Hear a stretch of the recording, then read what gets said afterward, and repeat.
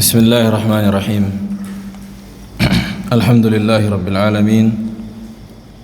Wassalatu wassalamu ala Rasulillah wa ala alihi wa sahbihi wa man tabi'ahum bi ihsan ila yaumil wa ba'd. فنواصل كتاب البيان الأوحد في توحيد الله الأحد ووصلنا في المبحث الرابع مما يحذر منه في باب الصفات وهو التفويض. فما معنى التفويض؟ apa makna tafwid? At-tafwid secara bahasa artinya memulangkan, menolak, menyerahkan. Nah, adapun secara istilah dalam nama-nama dan sifat Allah, maka tafwid itu apa itu? Abu Darda? Mengembalikan makna kepada Allah Subhanahu wa taala. Nah, mengembalikan Maknanya Allah yang tahu. ayo, qarrab makna. Mengatakan bahwa tidak ada yang mengetahui makna-makna dari sifat-sifat Allah yang disebutkan di Al-Quran dan Sunnah kecuali Allah. Klaim dan dakwaan bahwa tidak ada yang mengetahui makna dari sifat Allah kecuali Allah. Akan tetapi wajib dipalingkan nas dari zahirnya. Jelas, memalingkan lafaz dari zahirnya dan mengatakan tidak ada yang mengetahui maknanya. Jadi ketika Allah Jalla wa Ala menyebutkan di dalam Al-Quran bahwa Allah memiliki kedua tangan, bal yadahu mabsutatan, maka mereka mengatakan, yakni ahlu tafwid, tidak boleh ditetapkan sesuai dengan zahir, yakni enggak boleh ditetapkan Allah punya tangan, dan wajib dikatakan tidak ada yang mengetahui makna tangan. Wadah. Tidak boleh ditetapkan sesuai dengan zahir, dan tidak ada yang mengetahui makna zahir itu. Maka ini diantara kontradiksi akidah ahli tafwid. Sementara para salaf berlepas diri dari madhab tafwid. Sudah kita sebutkan asar dari Al-Imam Malik ibn Anas rahimahullah ketika beliau ditanya tentang istiwa. Kata beliau, al-istiwa'u ma'lum. Lihat tuh, maklum, diketahui maknanya, tinggi, meninggi, di atas. Kok bisa kalian tuduh para salaf akidahnya dalam nama dan sifat Allah itu tafwid? Begitu juga sudah kita sebutkan kemarin ucapan Al-Laqqani pada syarah kitab Jauharatut Tauhid akidah Asy'ariyah, di mana dia berkata, wa kullu nassin awhama tashbiha awilhu aw fawwidhu warum tanziha. Setiap dalil yang apabila disebutkan dan dibacakan dianggap menyerupakan Allah dengan makhluknya, maka silahkan engkau takwil, tahrif dan tafwid, dan itulah bentuk mensucikan. Sudah kita sebutkan asar dari para salaf bahwa ini adalah akidah yang menyelisihi akidah para salaf. Para salaf menetapkan sesuai dengan zahir, dan zahir bukanlah tashbih. Zahir dari nas laisa tashbihan. Zahir an-nusus, zahir dari ayat-ayat dan hadis yang menunjukkan sifat Allah bukanlah bentuk menyamakan Allah dengan makhluknya. Nah, begitu juga asar dari Nu'aim ibn Hammad, wa laisa fima athbata Allahu linafsihi wala rasuluhu tashbihun. Bukanlah apa yang Allah tetapkan bagi dirinya dari sifat, begitu juga Rasulullah menetapkan sifat untuk Allah, itu sebuah bentuk menyerupakan Allah dengan makhluknya. Wadah. Mereka juga dikatakan ahlut tajhil. Ahlut tajhil. Kenapa ahlut tajhil? Ahlut tajhil itu menganggap konsekuensi dari ucapan mereka, menganggap Rasulullah bodoh terhadap tidak mengetahui makna dari sifat Allah. Itu konsekuensinya. Dan ini keyakinan kufur tentunya, lawazimnya kekufuran. Para anbiya, para salaf, konsekuensinya berarti tidak mengetahui makna dari sifat-sifat Allah yang Allah sebutkan di dalam Al-Quran. Apakah mungkin demikian? Nabi dan para sahabat tidak mengetahui? Mustahil. Dan mereka mengklaim bahwa mereka sedang mengikuti ayat yang Allah sebutkan di surah Ali Imran, wa ma ya'lamu ta'wilahu illallah. Tidak ada yang mengetahui takwilnya kecuali Allah. Makanya ini kontradiksi kan gitu. Kalau kalian maksud dengan tidak ada yang mengetahui takwilnya kecuali Allah, tapi kenapa kalian takwil? Ya enggak? Kontradiksi kan? Kalian katakan tidak ada yang mengetahui takwilnya dari sifat-sifat Allah ini kecuali Allah, tapi kok pandai-pandaian kau takwil. Wadah. Dan mereka tentunya menyimpang. Dan sudah kita sebutkan mazhab Asy'ariyah itu ada dua, ada tafwid, ada ta'wil, yakni tahrif. Sebagaimana disebutkan Al-Laqani juga, tariqatus salaf aslam, metode para salaf itu lebih selamat. Kenapa? Karena cukup mengatakan tidak ada yang mengetahui makna tangan kecuali Allah. Apa makna wajah bagi sifat Allah? Tidak ada yang mengetahui makna kecuali Allah. Apa makna istiwa? Allahu a'lam. Ini kata mereka lebih selamat dibandingkan metode para khalaf, yakni ahlul kalam yang mentahrif. Karena sebagaimana dikatakan Al-Laqani, bisa jadi ketika ditahrif itu bukan maksud dari ayat. Kok taunya kau bahwa metode tahrif ini bahaya, kan gitu, bisa salah bisa benar. Kenapa kau lakukan? Kenapa kau lakukan? Kenapa pandai-pandaian? Kenapa sok pintar? Kenapa nekat? Taunya dia bahwa ini bisa jadi betul, bisa jadi salah. Tidak memberikan keyakinan. Tapi kenapa berani mentahrifnya, kan gitu? Nah, ini kan harusnya menjadi pukulan, tamparan bagi mereka. Makanya dikatakan para ulama, mayoritas orang-orang yang menisbahkan dirinya kepada mazhab Asy'ariyah tidak memahami akidah Asy'ariyah. Tidak memahami akidah Asy'ariyah dan tidak memahami akidah para salaf. Nah, dan konsekuensi mengatakan metode para salaf itu lebih selamat dibandingkan metode para khalaf, yang dimana metode para khalaf lebih a'lam, lebih berilmu dan lebih hikmah, ini konsekuensinya kekufuran. Mungkinkah metode para khalaf, yakni ahlul kalam, itu lebih berilmu dibandingkan metode Nabi dan para sahabat? Nah, ini konsekuensinya berbahaya. Nah, subhanallah. Akan kita lanjutkan bantahan kepada mereka bahwa konsekuensi atau dakwaan bahwa tidak ada yang mengetahui makna dari sifat-sifat Allah kecuali Allah, itu adalah keyakinan yang batil. Ada sekitar 4 sisi tentang kebatilan mazhab at-tafwid.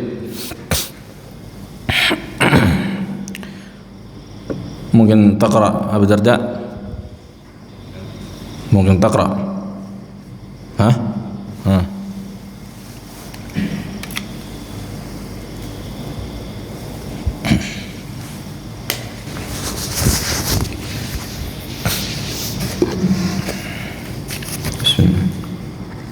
Bismillah.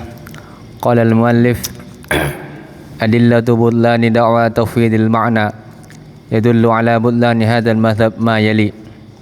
Al-awwal al-ayat allati ta'muruna bitadabburil Qur'an ka qawlihi subhanahu afala yatadabbaruna al-Qur'an walau kana min 'indi ghairillahi lawajadu fihi ikhtilafan katsira.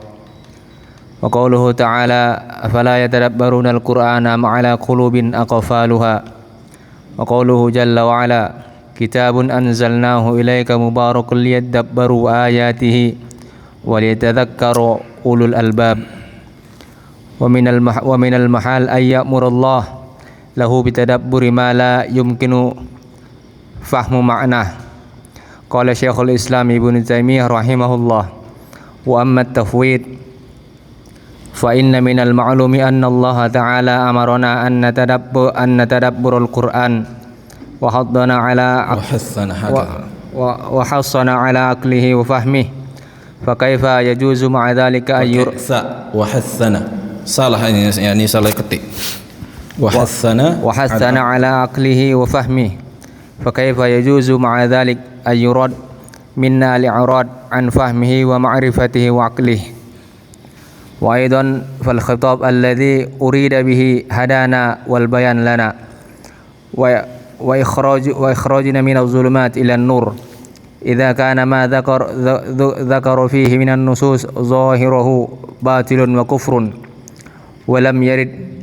ولم يرد منا أن نعرف لا ظاهره ولا باطنه، أو أريد منا أن نعرف باطنه من غير بيان في الخطاب لذلك، فعلى التقديرين لم نخاطب بما بين فيه الحق، ولا عرفنا أن مدلول هذا الخطاب باطل وكفر، وحقيقة قول هؤلاء في المخاطب لنا أنه لم يبين الحق ولا أوضحه ما أمره لنا أن نعتقده، وأنما خاطبنا به وأمرنا باتباعه والرد إليه لم يبين به الحق ولا كشفه، بل دل ظاهره على الكفر والباطل، وأراد منا أن نفهم منه شيئا أو أن نفهم منه ما لا دليل عليه فيه، وهذا كله مما يعلم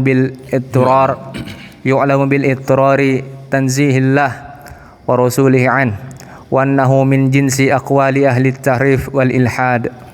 Ahsan, barakallahu fiik. Yang pertama, Allah Subhanahu wa taala memerintahkan kita di dalam Al-Qur'an dengan ayat yang sangat banyak untuk mentadabburi ayat-ayat Allah.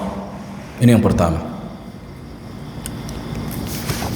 Allah Subhanahu wa taala memerintahkan manusia, memerintahkan umat Nabi Muhammad alaihi salatu wassalam untuk mentadabburi Al-Quran,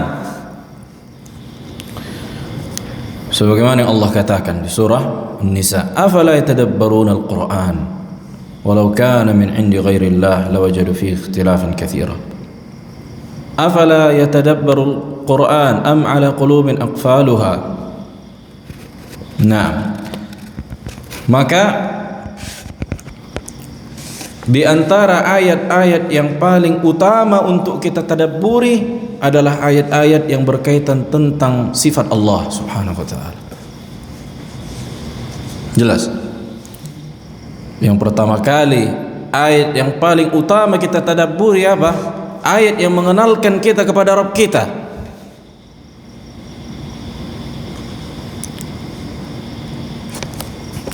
Apakah mungkin secara akal ketika Allah memerintahkan untuk mentadabburi ayat Al-Quran tapi tidak memahami, tidak ada yang memahami maknanya kecuali Allah? Berarti ini apa? Taklifu ma la yutaq, membebankan sesuatu yang tidak mampu dilakukan manusia, dan ini mustahil secara akal dan secara syariat. Seperti misalnya Allah memerintahkan mengangkat batu 1 ton, kan gitu, atau membuat 1 tambah 1 menjadi 5. Nah, ini taklif ma la yutaq, ya kan? Allah Jalla wa Ala memerintahkan untuk mentadabburi ayat Al-Quran, dan ayat yang paling utama di dalam Al-Quran adalah ayat-ayat yang menjelaskan sifat Allah. Maka ini lebih utama untuk ditadabburi. Mungkinkah Allah menyembunyikan maknanya? Kalau menyembunyikan kaifiatnya, na'am, Sudah kita sebutkan berulang-ulang. Kenapa mereka menyimpang? Karena mereka tidak bisa membedakan antara makna secara umum dan makna secara khusus, itulah kaifiyat. Ini sebab penyimpangan orang-orang yang menolak sifat Allah. Mereka menjadikan konsekuensi mengetahui makna secara umum berarti mengetahui bentuk, kaifiyat, hakikat dari sesuatu itu. Sementara kita mengatakan tidaklah menjadi konsekuensi mengetahui makna, harus mengetahui kaifiyat. Udah kita sebutkan contohnya apa? Kenikmatan yang ada di dalam surga. Hafal contoh ini, hafal mati kan itu. Bahwa Allah Jalla wa Ala menyebutkan sifat-sifat surga, kenikmatan yang ada di surga. Bukan hanya surga sebenarnya, tapi perkara gaib. Rantai yang ada di neraka, azab yang ada di neraka. Bukannya surga, cuma surga itu lebih apa? Lebih jelas kan itu. Banyak sifatnya disebutkan di dalam Al-Quran dan Sunnah. Tapi kata Nabi di hadis Qudsi, a'dattu li ibadiyas salihin ma la ainu ra'at wa la udhunu sami'at wa la khatara ala qalbi bashar. Aku siapkan surga bagi hamba-hambaku yang saleh, yang tak pernah dilihat oleh mata dan tak pernah didengar oleh telinga dan tak pernah terbesit oleh hati. Artinya apa? Kalian tidak mengetahui bagaimana hakikat dari kenikmatan surga, tapi kalian mengetahui maknanya. Begitulah sifat Allah. Kita mengetahui makna tangan. Allah punya tangan, na'am tangan. Bagaimana? Allahu a'lam. Semudah itu memahami nama-nama dan sifat Allah Jalla wa Ala. Dan zahir dari nas yang menetapkan sifat Allah bukanlah bentuk menyerupakan Allah dengan makhluknya. Nah, berkata Syekhul Islam Ibnu Taimiyah, lihat, adapun tafwid di antara yang diketahui bahwa Allah memerintahkan kita untuk mentadabburi Al-Quran dan memerintahkan kita untuk memahaminya. Fa kaifa yajuzu, kata beliau, kok bolehlah pula, kok bagaimana mungkin boleh kita diperintahkan untuk mentadabburi tapi kita berpaling, kan gitu. Ini kan konsekuensinya. Karena tidak ada yang mengetahui maknanya, udah nggak usah dipakai. Orang nggak ada yang tahu kok maknanya. Macam teka-teki. Bahkan sebagian mereka mengatakan demikian. Al-Quran ini diturunkan untuk menantang manusia untuk mencari tafsir-tafsirnya. Al-Quran itu kata mereka diturunkan bukan di dalamnya ada petunjuk, tapi menantang manusia untuk mencari takwilnya. Supaya menggunakan akal mereka, kata mereka. Maka ini pemahaman kufur. Berarti Al-Quran ini nggak bisa lagi jadi rujukan ketika kita berselisih, kan gitu. Kalau nggak ada petunjuk di dalamnya, tidak ada hidayah, udah ngapain kita pakai lagi? Dan mereka mengatakan demikian. Memang sebagian orang-orang filsafat bahwa membaca Al-Quran ini hanya sebatas untuk tabarruk, dapat pahala. Adapun petunjuk, adapun ilmu, nggak ada di dalamnya. Subhanallah. Ini disebutkan Syekhul Islam di kitab Al-Fatwa Al-Hamawiyah, yang dimana Syekh bin Baz mengatakan sangat layak dibaca kitab ini 100 kali minimal. Baik.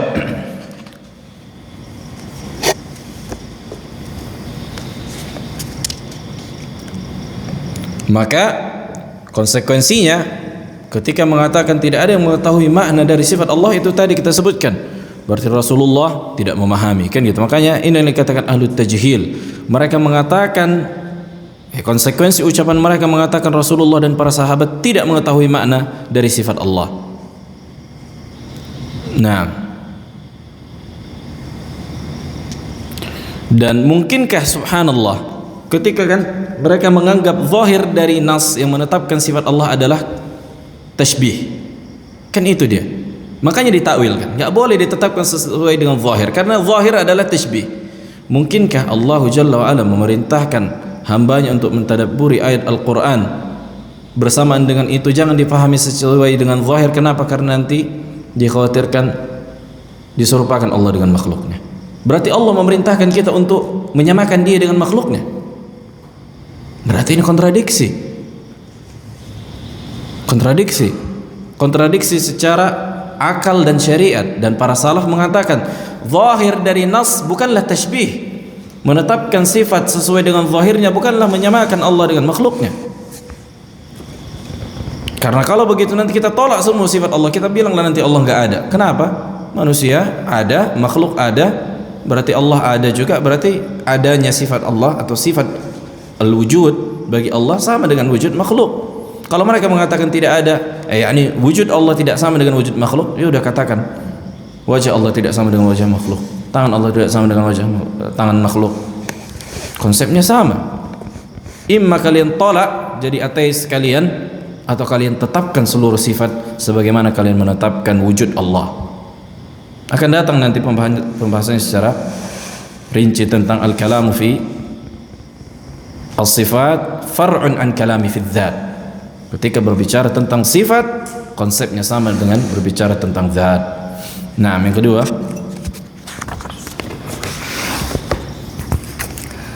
qala al-muallif ats-tsani ومما يدل على بطلانه ما يلزم عنه من اللوازم الباطلة من تجهيل الرسول وسائر الأنبياء المرسلين وأن الله أنزل في كتابه ما لا يعلم معناه. يقول شيخ الإسلام ابن تيمية رحمه الله هؤلاء أهل التضليل والتجهيل الذين حقيقة قولهم إن الأنبياء جاهلون ضالون لا يعرفون ما أراد الله بما وصف به نفسه من الآيات وأقوال الأنبياء.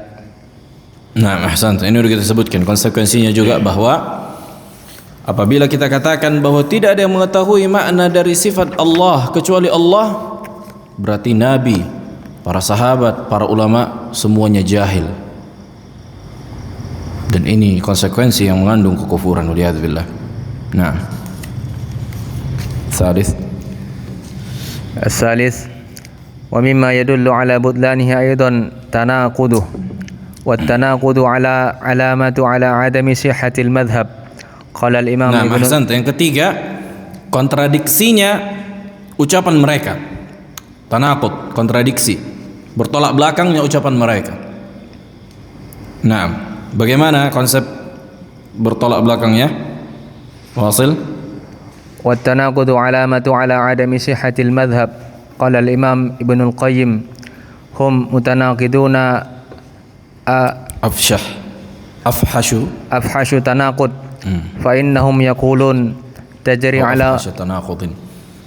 على ظاهرها وتأويلها باطل ثم يقولون لها تأويل لا يعلمه إلا الله. ويوضح الشيخ ابن عثيمين فيقول المفوضة الذين قالوا الله أعلم بما أراد بنصوص الصفات لكننا نعلم أنه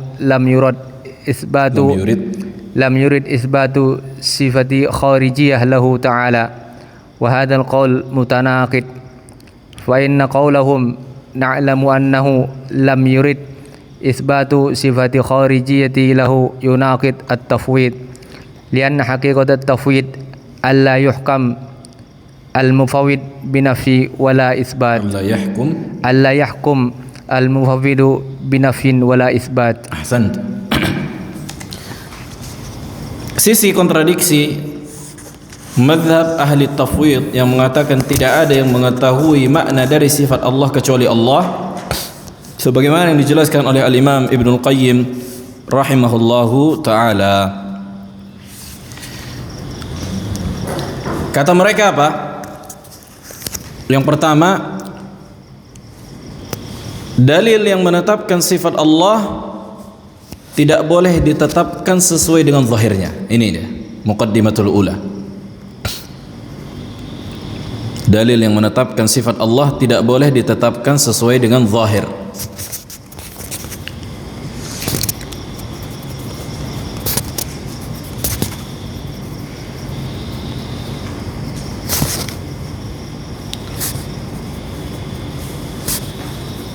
Atau dengan ibarah lain mereka katakan al-zahir ghairu murad. Zahir dari nas bukan itu yang Allah inginkan. Jelas. Zahir dari nas, ketika kita katakan nas artinya dalil yang menetapkan sifat. Perlu fahami istilah ini, nas, jangan asing lagi kan gitu. Artinya dalil yang menetapkan sifat Allah. Kata mereka al-zahir ghairu murad. Zahir dari dalil yang menetapkan sifat Allah bukan itu yang Allah inginkan. Kemudian muqaddimah yang kedua, langkah kedua kata mereka apa?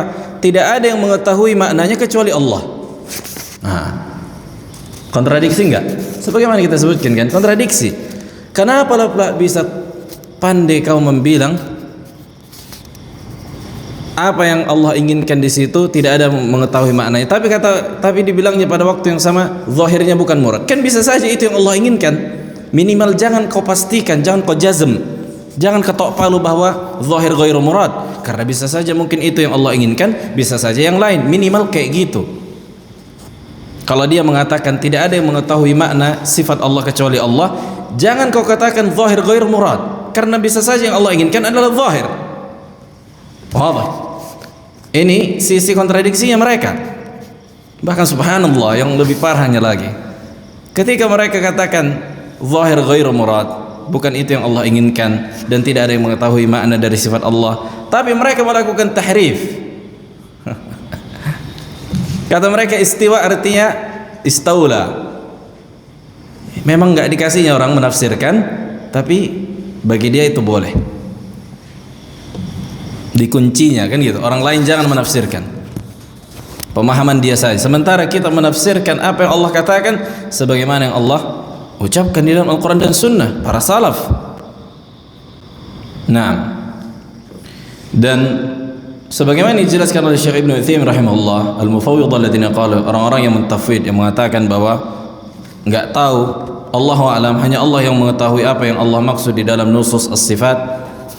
Nah, akan tetapi kata beliau, kita mengetahui bahwa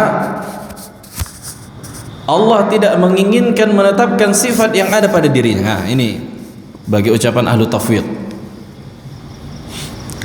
Maka ini ucapan apa? Kontradiksi kan gitu. Sebagaimana kita sebutkan, kalau memang kalian mengatakan tidak ada yang mengetahui makna dari sifat Allah, minimal janganlah pastikan bahwa zahir bukan maksudnya. Tapi ini mereka yang memastikan bahwa yang dimaksud dengan zahir itu bukan yang Allah inginkan. Tapi kan kau bilang pada waktu yang sama bahwa tidak ada yang mengetahui maknanya kecuali Allah. Nah, ini sisi tanakut, kontradiksi yang sangat-sangat jelas bagi orang yang berakal. Nah, yang keempat, الرابع بطلان نسبة هذا القول إلى السلف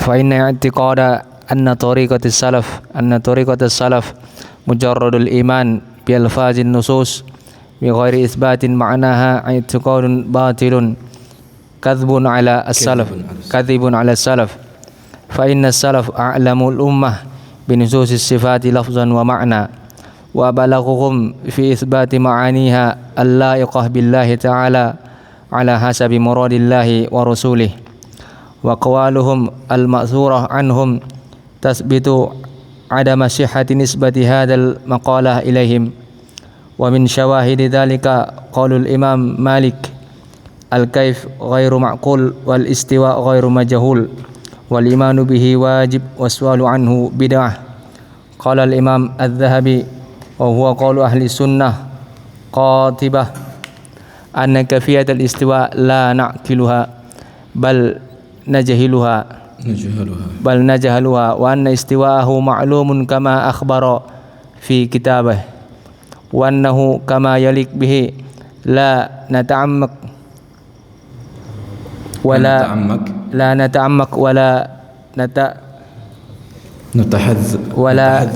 نتهذلك ولا نخوض في لوازم ذلك نفيا ولا إثباتا بل نسكت ونقف كما وقف السلف ونعلم أنه لو كان له تأويل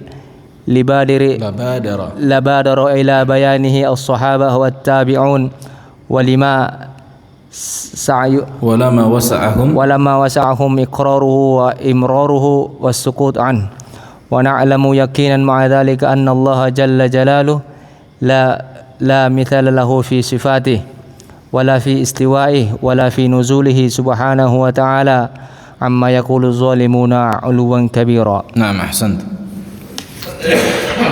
Kemudian sisi keempat dari jelasnya penyimpangan mazhab ahli tafwid, di mana mereka mengatakan bahwa para salaf akidah mereka pada sifat Allah adalah tafwid. Ini lihat dustanya mereka, zalimnya mereka. Mereka sandarkan pemahaman yang menyimpang ini kepada para salaf. Sebagaimana yang dikatakan oleh Al-Imam Ibnul Qayyim rahimahullah dan para ulama yang lainnya. Lihat, i'tiqad anna tariqat salaf, bahwa keyakinan bahwa metode para salaf itu hanya sebatas mengimani lafaz-lafaz ayat yang menetapkan sifat Allah tanpa meyakini bahwa ayat itu menetapkan maknanya. Ini adalah keyakinan yang batil, kedustaan atas nama para salaf. Kenapa? Karena para salaf manusia yang paling memahami dalil pada umat ini secara lafaz dan makna. Ketika kita menyebutkan para salaf, itu adalah qurunul mufaddalah, di antaranya Nabi, para sahabat, tabi'in, tabi'ut tabi'in, kemudian para imam yang setelahnya. Jelas. Dan mereka adalah manusia yang paling memahami konsep memuliakan Allah dan menetapkan makna-makna sifat Allah yang layak bagi Allah subhanahu wa ta'ala sesuai dengan apa yang Allah maksud dan Rasulullah sampaikan. Dan ucapan para salaf sudah sangat banyak kita sebutkan. Di antara ucapan Al-Imam Malik ketika ditanya tentang istiwa, al-kaifu ghairu ma'qul, konsep kaifiat dari bagaimana Allah istiwa di atas arsy kita tidak mengetahui. Wal istiwa ghairu majhul, adapun makna istiwa secara umum itu diketahui, artinya meninggi. Wajah juga begitu. Kata para ulama, bukan hanya istiwa saja ketika ditanya begini jawabannya, tapi seluruh sifat. Ketika ditanya nuzul, turun, diketahui maknanya. An-nuzulu ma'lum al-ma'na, kaif majhul, iman wajib, al-imanu bihi wajib, was-su'alu anhu bid'ah. Bertanya tentang bagaimana Allah turun, ini pertanyaan bid'ah. Bahkan Imam Malik mengeluarkan orang yang bertanya demikian dari majelisnya. Fa ukhrija min majlisihi. Ini apa? Menunjukkan bahwa orang yang bertanya ini membuat fitnah di tengah-tengah umat. Kenapa? Karena dia bertanya sesuatu yang tidak pernah ditanya oleh para salaf. Karena mereka memuliakan Allah, karena Allah itu tidak sama dengan makhluknya. Maka enggak boleh kita pikirkan bagaimana bentuk dari sifat Allah. Akan tapi kita memahami makna dari sifat itu secara umum, kan gitu, turun.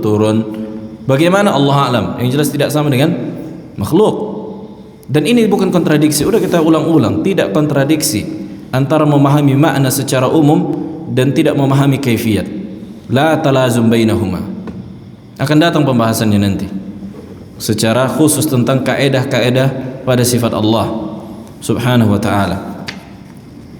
Nah, sebagaimana dikatakan Al-Imam Al-Zahabi, yakni ucapan Al-Imam Malik tadi ketika ditanya tentang istiwa, itu diriwayatkan oleh Ar-Rabi'ah, Syekh Imam Malik. Begitu juga diriwayatkan dari Ummu Salamah, istri Nabi alaihi salatu wassalam. Akan tetapi sanadnya dari Ummu Salamah itu dhaif. Nah, maka yang sahih dari Al-Imam Malik dan Rabi'ah, dan para ulama telah menulis khusus tentang asar Al-Imam Malik, di antaranya tulisan Syekh Abdul Razak Al-Badr. Beliau mendatangkan riwayat-riwayat yang sama persis dengan apa yang Imam Malik ditanya tentang istiwa Allah di atas arsy. Nah, maka sebagaimana yang disebutkan, buktinya ketika Allah Jalla wa Ala bersama hambanya, disebutkan dalam ayat, wa huwa ma'akum aina ma kuntum wa huwa ma'ahum aina ma kan. Sesungguhnya Allah bersama kalian di mana saja kalian berada. Sesungguhnya Allah bersama mereka di mana saja mereka berada. Sebagaimana ditafsirkan para salaf di antara Ibnu Abbas, maksudnya adalah bi'ilmihi. Tuh lihat, bi'ilmihi, dengan ilmunya. Bukan berarti Allah itu berada di tempat makhluk sekarang, duduk dia di sini karena kita di sini. Dan kebersamaan dalam bahasa Arab tidak memberikan konsekuensi menyatunya antara satu zat dengan zat yang lain. Sebagaimana yang dikatakan orang Arab, mazilna nasir wal qamaru ma'ana. Kita senantiasa berjalan dan bulan itu bersama kita. Apakah harus bulan itu satu mobil sama kita baru kita katakan bersama kita? Dia berada posisinya tinggi, kita berjalan dan dia bersama kita. Allah pun begitu, berada di posisinya yang tinggi yang tidak ada makhluk dan di situ, dan kita juga bersama dia. Dan Allah melihat segala sesuatu yang dilakukan hambanya. Nah,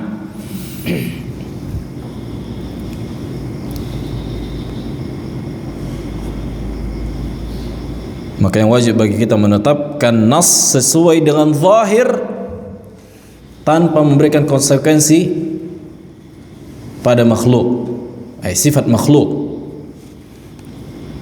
Dan zahir dari nas bukanlah tashbih. Menetapkan dalil sesuai dengan zahirnya bukanlah menyamakan Allah dengan makhluknya. Karena enggak mungkin Allah Jalla wa Ala ketika memerintahkan untuk mentadabburi Al-Qur'an dan menetapkan sesuai dengan zahir berarti memerintahkan manusia untuk jadi kafir, berarti menyamakan Allah dengan makhluk kan kafir. Mungkinkah demikian? Mustahil. Ini menunjukkan rusaknya akidah mereka, orang-orang yang menolak sifat Allah, sehingga mereka menganggap zahir dari menetapkan sifat adalah menyamakan Allah dengan makhluk. Udah kita sebutkan ada manusia menjadi tiga bagian ketika disebutkan tentang zahir. An-nas salasatu aqsam fi zahir. Siapa yang masih ingat? Azan. Tafadhal.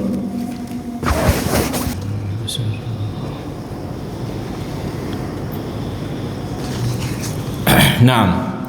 Sebagaimana kita sebutkan di awal-awal bahwa manusia terbagi menjadi tiga tentang zahir dari nusus as-sifat.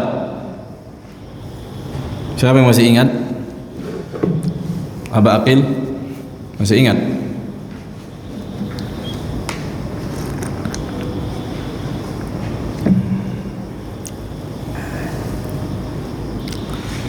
Benar tak? Pertama Ahlus Sunnah.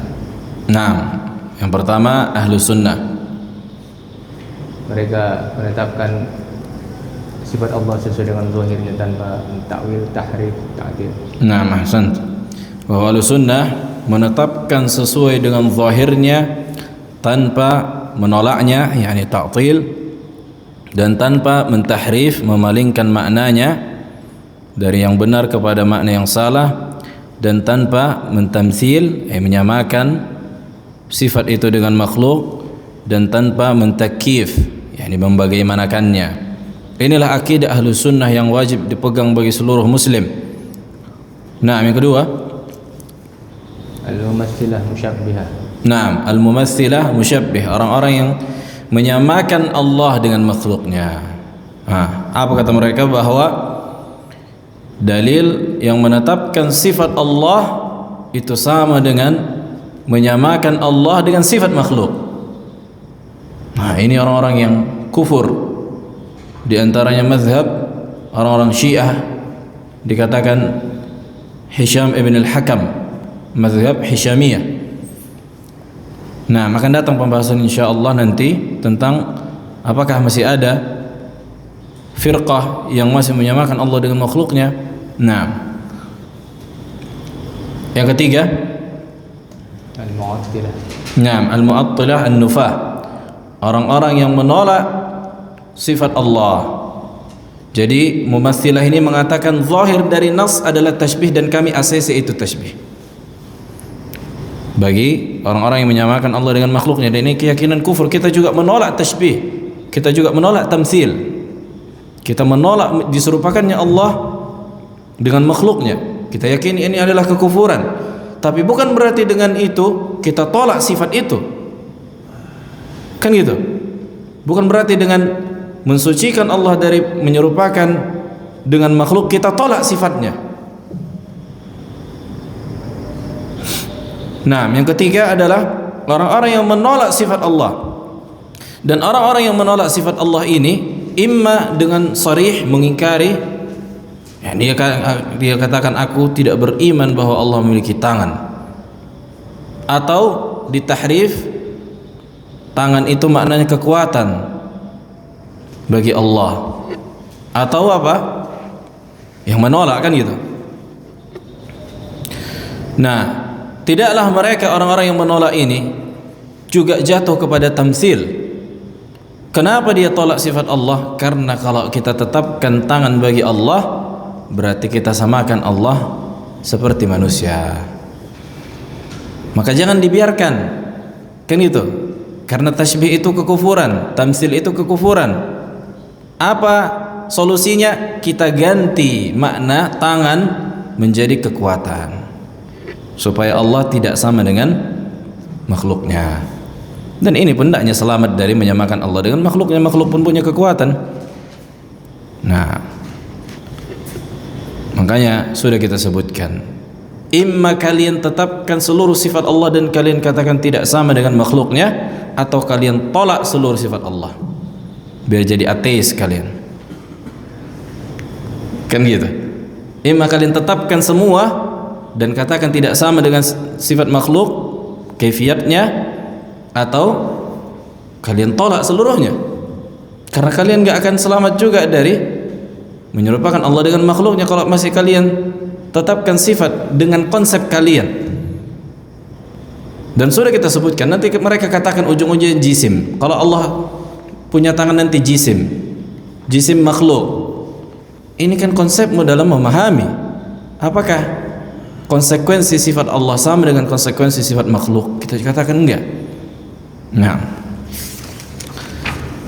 akan datang insyaallah pembahasan tentang masalah ini secara khusus yang wajib kita fahami.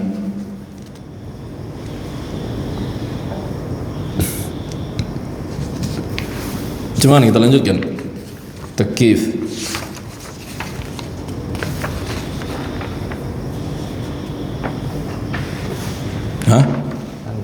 Tanggung. Lanjutlah. Al-khamis at-takyif. Nah, sekarang pembahasan takyif. Takyif itu diambil dari kayyafa yukayyifu. Kan gitu. Baik, Anda bacakan aja bercepat. Ta'rifuhu, definisinya secara bahasa, ta'yinu kunhi as-sifah, menentukan deskripsi dari sifat. Menentukan deskripsi dari sifat.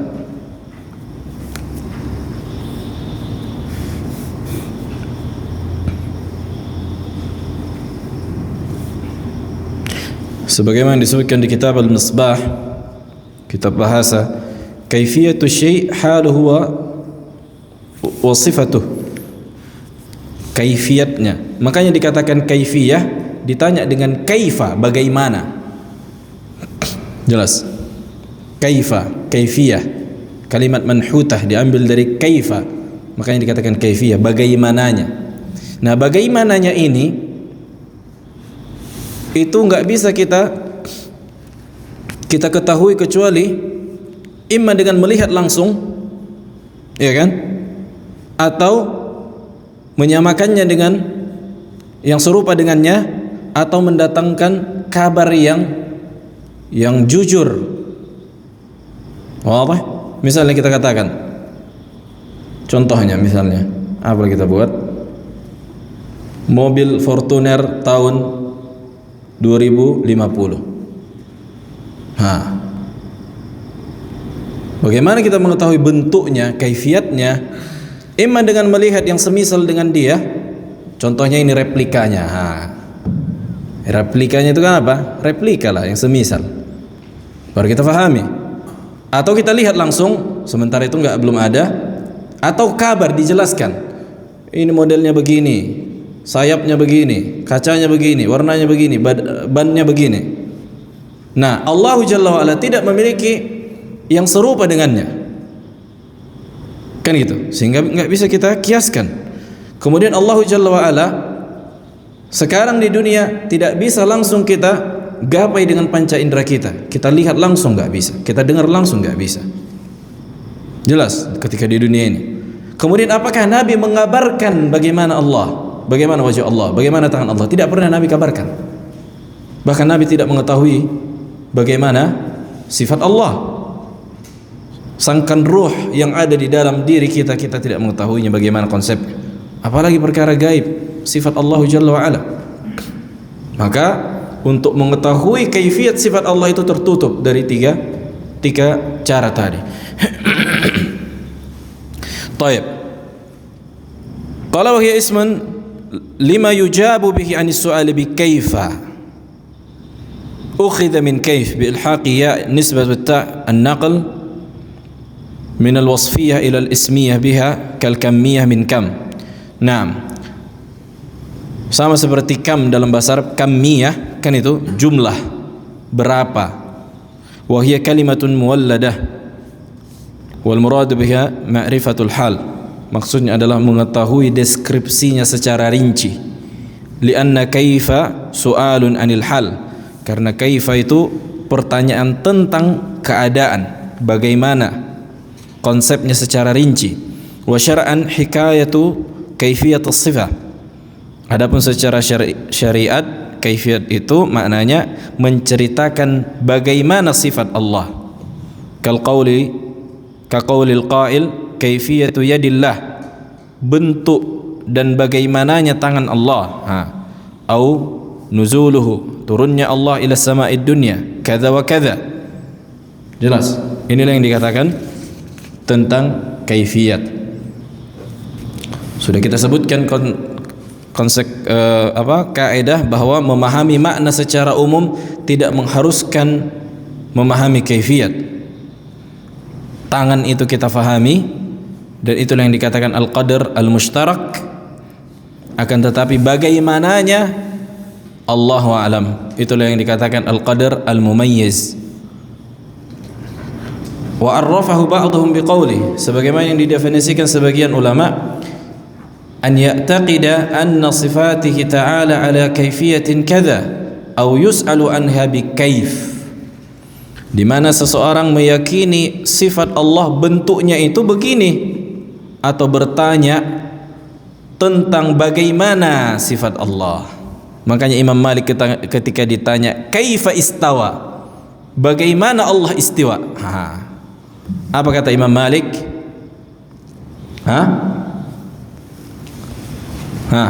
Aba Ikrimah, ketika Al-Imam Malik ditanya bagaimana Allah istiwa, kata Imam Malik, al-istiwa'u ma'lum. Istiwa itu maknanya diketahui. Apa kata orang Arab? Istiwa itu adalah al-ulu wal irtifa, meninggi dan di atas.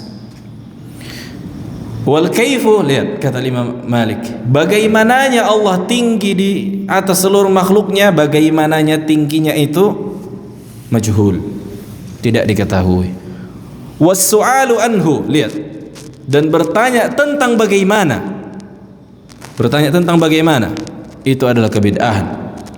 Wal imanu bihi wajib, dan mengimani Allah tinggi di atas seluruh makhluk adalah kewajiban.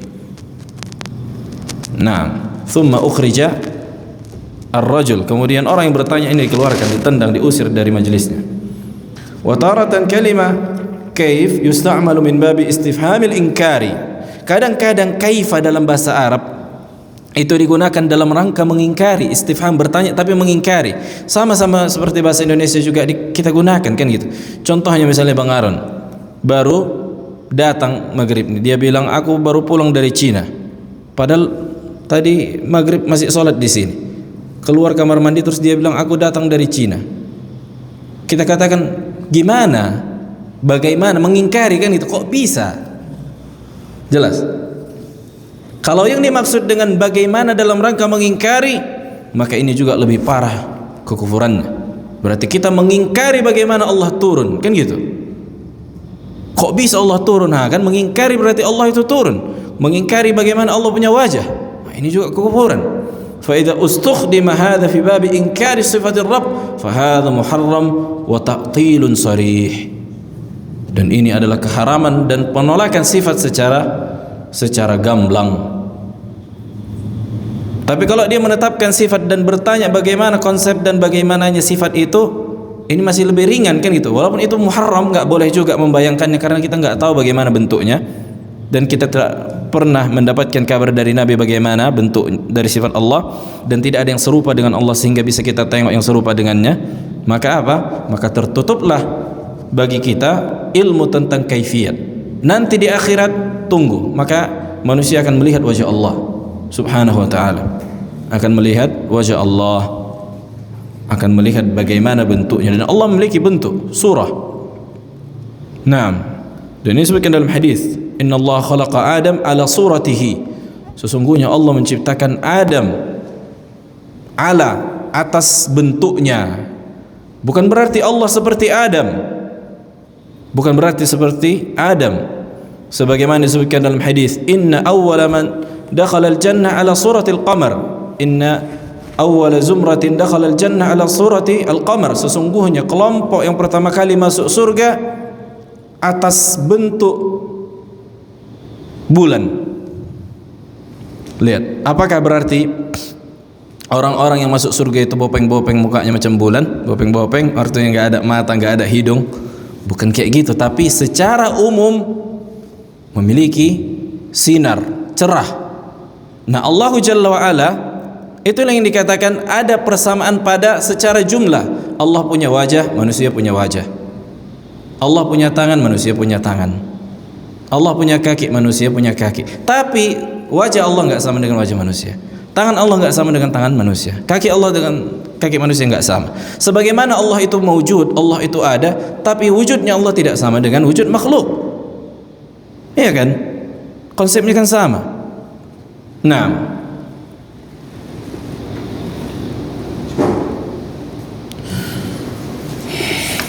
Taib. Nah, ada pertanyaan? Kemudian pembahasan selanjutnya, tariqatu ahli sunnah bijawabi man yas'al an kaifiyati sifatin min sifatillah. Metode ahli sunnah pada jawaban ketika ditanya tentang bagaimana sifat di antara sifat Allah misalnya. Akan kita sebutkan insyaallah di pertemuan yang akan datang. Nah, inti dari pelajaran hari ini kita sebutkan masalah tafwid. Bahwa tafwid itu, kita ulangi lagi, apa makna tafwid? Nah, Abah Muhammad.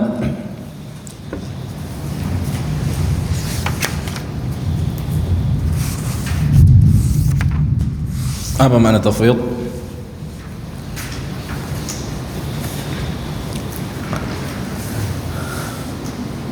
Masih ingat? Bang Arun, apa makna tafwid? Gak ingat lagi, Franz? At-tafwid.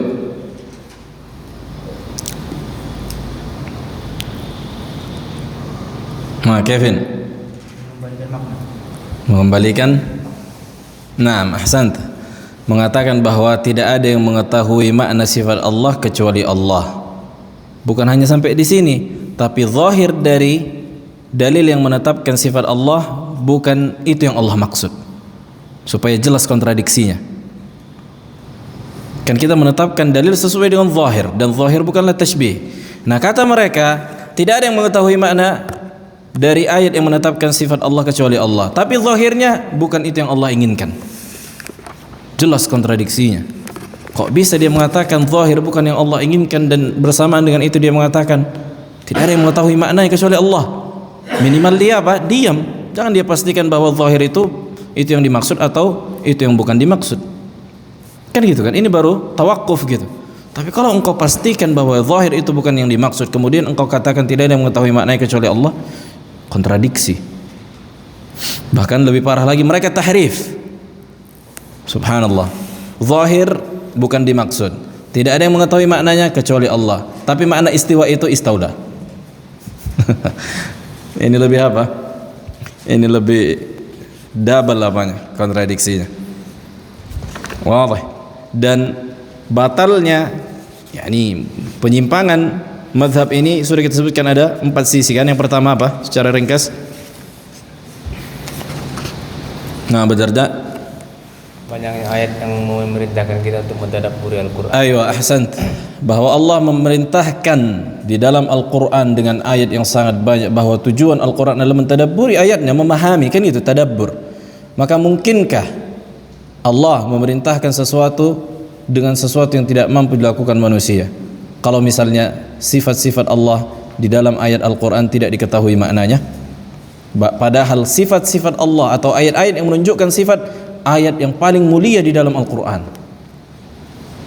yang disebutkan para ulama, dan ini ijma' disebutkan Syekhul Islam Ibn Taimiyah, bahwa ayat-ayat yang menceritakan tentang sifat Allah adalah ayat yang paling mulia di dalam Al-Quran. Nah, yang kedua, konsekuensi dari tersebut bahwa mereka mengatakan Rasulullah dan para sahabat tidak mengetahui makna dari sifat-sifat. nah, ahsant. Oleh karena itu mereka dikatakan ahlut tajhil. Kan itu konsekuensi dari ucapan mereka, berarti Nabi, para anbiya, Jibril, para sahabat tidak mengetahui apa yang mereka baca. Dan mereka ACC itu, sebagian mereka katakan iya, karena Al-Quran ini bukan kitab hidayah, bukan petunjuk, nggak ada ilmu di situ. Bahkan seseorang membacanya hanya sebatas mendapatkan pahala saja. Na'udzubillah min hadzal qaul. Nah, yang ketiga, menunjukkan bahwa pendapat tersebut saling bertentangan, tanaqud. nah, sisi tanaqudnya apa? Bahwa mereka menetapkan sifat Allah tidak boleh ditetapkan sesuai dengan zahir, tapi tidak ada yang mengetahui maknanya kecuali Allah. Nah, kan mereka mengatakan tidak ada yang mengetahui maknanya kecuali Allah. Tapi kata mereka zahirnya bukan itu yang Allah inginkan. Ini yang pertama. Yang kedua, kata mereka maksud dari istiwa itu bukan istiwa. Tidak ada yang mengetahui maknanya kecuali Allah, tapi maknanya istaula. Nah, ini lebih parah lagi, tahrif. Nah, rabi', yang keempat, mereka menisbahkannya kepada salaf. nah, bahwa mereka menyandarkan dan menisbahkan pemahaman tafwid ini kepada para salaf. Na'udzubillah. Ini yakni jur'ah, zulm, kan gitu, jinayah kepada para salaf, mengatakan bahwa para salaf itu mazhabnya tafwid, sementara para salaf menetapkan sesuai dengan zahir dari dalil yang menetapkan sifat Allah, dan zahir dari dalil yang menetapkan sifat Allah bukanlah tamtsil, bukanlah bentuk menyerupakan Allah dengan makhluknya. Nah, dan ucapan sudah sangat banyak kita sebutkan. Sufyan Ats-Tsauri, Sufyan ibn Uyainah, qira'atuha tafsiruha, tilawatuha tafsiruha, wa la yajuzu sarfu ila al-majaz wa la tufassaru, artinya jangan tufassir, jangan tafsirkan dengan tafsiran Jahmiyah. Al-Imam Malik ketika ditanya al-istiwa ma'lum wal kaif majhul wal imanu bihi wajib wa su'alu anhu bid'ah. Begitu juga para ulama, Nu'aim ibn Hammad, ada banyak, tapi itu disebabkan butanya mereka terhadap kutub para salaf. Itu dia. Sekiranya mereka jujur membaca kitab-kitab para salaf, pasti mereka dapatkan ratusan athar dari para salaf bahwa mereka menetapkan sesuai dengan zahir, dan zahir bukanlah tashbih, dan zahir bukanlah tamtsil, dan konsekuensi sifat Allah tidak sama dengan konsekuensi kekhususan sifat makhluk. Sedangkan makhluk saja memiliki konsekuensi sifat tidak sama dengan konsekuensi sifat makhluk yang lain, apalagi antara Allah dengan makhluknya. Nah, udah kita sebutkan contohnya sifat berbicara. Manusia nggak bisa berbicara kecuali dengan mulut, lidah, gigi, dan lisan. Lisan itulah lidah dan pita suara. Pada hari kiamat disebutkan dalam hadis, la taqumu sa'ah hatta yuqatil al-muslimun al-yahud, tidak akan terjadi hari kiamat sampai kaum muslimin berperang dengan Yahudi. Wa taqulu asy-syajar wal hajar, bebatuan dan pepohonan berkata, ya muslim ya Abdullah hadzal yahud uqtulhu, wahai Abdullah, wahai muslim, ini ada orang Yahudi bersembunyi di balikku, bunuh dia. Lihat bagaimana batu dan pohon berbicara. Apakah memberikan konsekuensi harus punya lidah, punya gusi, punya gigi, punya pita suara? Enggak menjadi konsekuensi, tapi itulah perkara yang gaib kita imani. Karena hari kiamat itu berubah konsep apa? Konsep akal manusia. Matahari terbit dari sebelah barat, keluarnya Dajjal, keluarnya dukhan, keluarnya api. Tanda-tanda hari kiamat yang memang sudah berubah apa? Hukum alam secara kebiasaan. Iya kan? Matahari saya terbit dari sebelah barat. Bagaimana ilmu fisika menjelaskan? Enggak bisa mereka, karena inilah iman. Inilah masalah iman. Matahari juga disebutkan sujud kepada Allah setiap bergantinya, setiap terbenamnya dan terbitnya ia. Macam mana sujud? Bisa kita pakai akal kita? Enggak bisa. Kita imani dia sujud. Allahu a'lam bagaimana?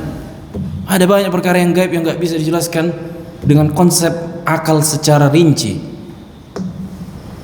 Akhirnya jadi ateis lah kita nanti kalau mau semua kita pakai akal kita. Macam ateis lah udah.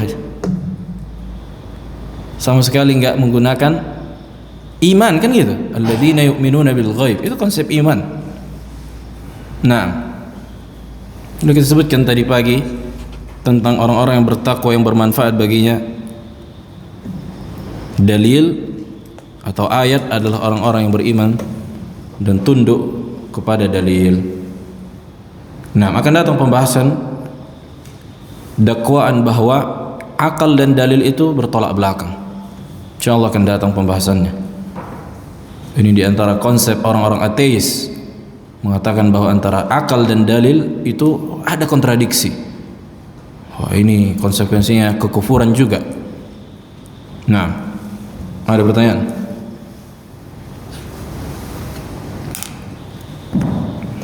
Nah, Abu Jihad jelas.